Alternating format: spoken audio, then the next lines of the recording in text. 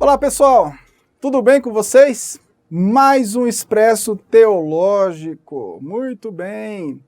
A cada evento da FTRB nós proporcionamos um momento de entrevista, um bate-papo, um bate-bola, enfim. Você pode nomenclaturar como você quiser. E hoje nós estamos no contexto da terceira semana teológica da FTRB. O tema geral é educação cristã, cosmovisão e as ideologias pós-modernas. Mas nós resolvemos fazer um recorte do que será a Semana Teológica e vamos trabalhar o tema da educação cristã e as deficiências na pós-modernidade. Bom, estou aqui com o professor André Luiz. André Luiz é professor da FTRB, teólogo e também pedagogo. Ele vai ser um dos preletores da Semana Teológica e também está conosco no Expresso Teológico. Professor André, seja bem-vindo ao Expresso Teológico, um prazer receber o senhor aqui. Obrigado pelo convite, vamos fazer o nosso melhor aqui nesse Expresso Teológico e nessa Semana Teológica, a fim de poder, além de esticar a nossa mente, a gente poder refletir sobre teologia, sobre educação, enfim, sobre todos esses temas que são relevantes para a igreja no século XXI. Bom, parece que a gente quer ficar só batendo em relação aos problemas atuais. Assim, problemas na pós-modernidade, a deficiência da pregação na pós-modernidade, a deficiência da educação na pós-modernidade, e isso parece que satura. Mas eu chego à conclusão, professor André, que falar dos problemas da igreja na pós-modernidade nos ajuda a pensar no que temos que melhorar. Se a gente não falar dos problemas, a gente não vai conseguir identificar os nossos erros para melhorarmos. Eu queria começar esse Expresso Teológico dizendo o seguinte, ou sugerindo uma pergunta. Educação cristã é um tema nevrálgico, porque muitos não sabem definir ou discernir do que se trata ou qual é o centro da educação cristã. Parece que não há um discernimento daquilo que realmente é educação cristã. De fato, é o que eu acredito.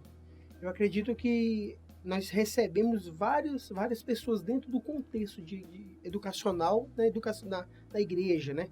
Seja na escola dominical, seja no culto de doutrina. Nós recebemos bons mestres, bons pedagogos, bons advogados, bons pesquisadores. O problema, na minha opinião, é o quê? É que essa turma, eles vêm com os seus pressupostos para a igreja e aplicam os seus pressupostos à escritura e à igreja. A sua fé cristã. O problema é o quê? Qual seria o problema que deveria ser resolvido? O caminho deveria ser inverso. A fonte é a escritura, a fonte é Deus.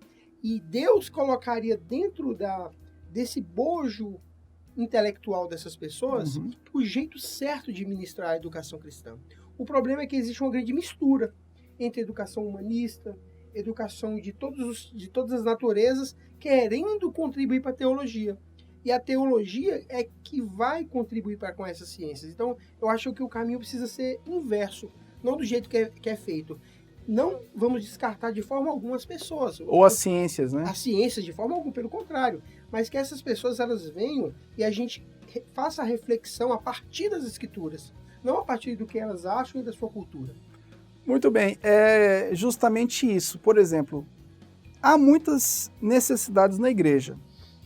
O pastor, por exemplo, nós somos pastores, a gente sabe muito bem, a gente está falando uma coisa que a gente sabe. O pastor tem deficiências, a igreja tem deficiências, e de repente o pastor se vê precisando de professores de EBD, por exemplo. E se candidatam 5 pessoas, sejam homens ou mulheres, para assumir a IBD infantil, de juniores, de adolescentes, não importa. E essas pessoas, às vezes, têm uma formação na área da pedagogia, da psicologia, e aí vai.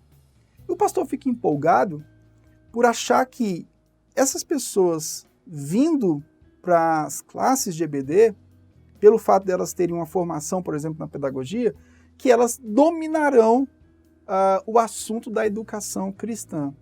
E a gente tem visto que há um ledo engano nessa relação. Bom, para não deixar nenhum mal entendido, você ficar com raiva de mim, a gente está partindo do pressuposto que a educação, a pedagogia, contribui para a teologia, ok? Mas, falando de cosmovisão cristã, o pedagogo precisa entender isso, né? Precisa. Uma vez eu escutei de um professor de teologia falando o seguinte, falou assim, rapaz, para mim, um professor de escola bíblica dominical precisa conhecer as línguas originais, precisa saber hermenêutica, exegese, ele precisa saber grego, hebraico. No momento, pastor, eu fiquei muito nervoso com ele.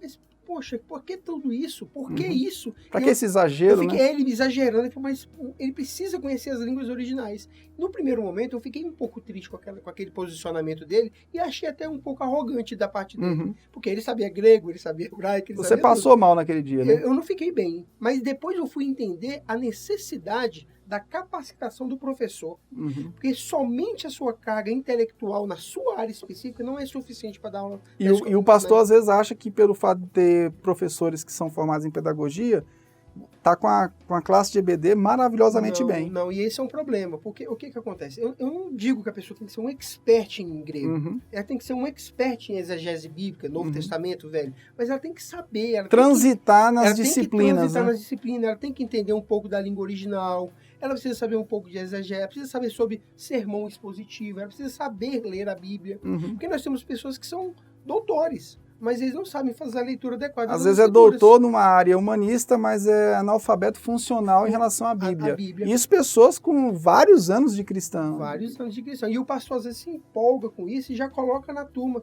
Isso, de certa maneira, pode gerar um prejuízo para a igreja. Um prejuízo para não somente a igreja, mas para gerações que vão receber aquele conhecimento que não é de acordo com a cosmovisão bíblica. É o conhecimento que vem do... Você falou de cosmovisão, essa palavra é interessante. Cosmovisão bíblica, cosmovisão cristã. Parte do pressuposto de 3 elementos, né? E esses 3 elementos, se não forem aplicados em todo o arcabouço que uma pessoa tem na vida, é perigoso que ela traga de fora e não beba daquilo que é a fonte, que mata a sede, né? Hoje a gente vai falar um pouco não muito, mas vamos falar bem desse assunto que é a questão da criação, da queda e da redenção. Se o professor de escola bíblica dominical, o mestre, ele não concatena as ideias dele a ponto de transitar nesses 3 pontos referenciais, esse tripé que dá sustentabilidade para a igreja, ele não vai conseguir dar uma boa aula. A aula dele vai ser uma aula pobre. Ele precisa, felizmente ou infelizmente, ele tem que se dobrar diante do estudo, do ensino. Por quê? Porque senão vai ter prejuízo para a igreja do nosso Senhor. Aquele termo latim horário, et labutare, né? Enfim, as pessoas não entendem que ministério envolve devoção intensa e transpiração diante do trabalho, do labor, do estudo. Então, muitos casos, professor André, de muitos professores que preparam as aulas de EBD 15 minutos antes de sair de casa.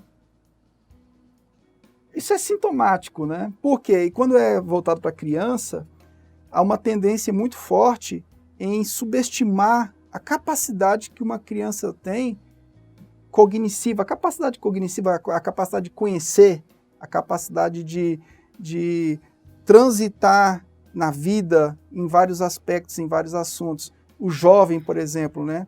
Às vezes o professor subestima a mente do jovem. O jovem ele aprende biologia, o jovem aprende física, o jovem aprende matemática, geometria, né? O jovem estuda 300 disciplinas para passar no vestibular, no Enem. O jovem passa no curso de medicina estudando 15 horas por dia. Aí o professor quer ficar só com um beabá em relação ao jovem. Esse é um outro problema que nós precisamos corrigir, que é o quê? É inserir os nossos alunos da escola dominical dentro dessas ciências com uma influência muito forte da teologia. Uhum. Quer dizer, ele pode ser um excelente matemático com uma teologia maravilhosa. Uhum. Ele não precisa subjugar a teologia porque ele agora sabe matemática. Ele pode ser um excelente matemático. Agora, o que acontece é que às vezes ele é um excelente matemático e um péssimo cristão, né? Péssimo cristão. E todos os cristãos são teólogos, né? Na medida, uns são bons, outros são péssimos, né? Teólogos. E aí a gente vai falar disso também, que é uma coisa fantástica. Nós preparamos muito os missionários, preparamos muito aqui um obreiro, né, para ser um pastor, mas nós nos esquecemos de preparar pessoas para influenciar as outras ciências. Ser um bom médico, transitar bem no meio da política, com boas influências, transitar no meio dos centros acadêmicos, da filosofia. Então a igreja precisa se capacitar para isso. A igreja precisa capacitar pessoas que sejam